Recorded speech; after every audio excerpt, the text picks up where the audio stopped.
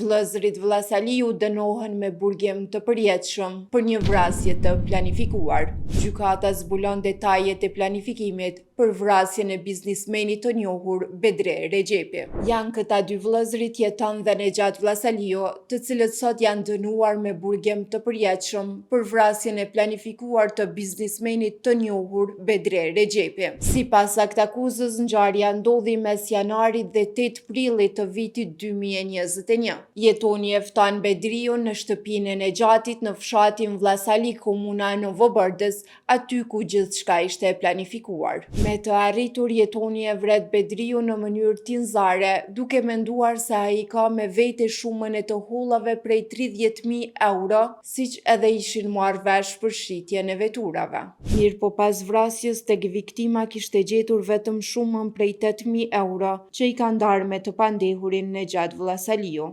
Pastaj kufumën e të ndjerit e dërgon në katin e tretë të shtëpisë dhe në pamundësi për ta varrosur e kishte mbështjell kokën e tij me qese të zezë të najlonit, kurse tërë trupin me perdët e shtëpisë dhe e kishte lidhur në një litar. Pastaj veturën e dërgon në fshatin Shushic të Janjevës për të zhdukur gjurmët. Gjykata themelore në Prishtinë, Departamenti i Krimeve të Rënda njofton se ata janë të dënuar për shkak të veprës vrasje e rëndë dhe dëmtim i kufumave.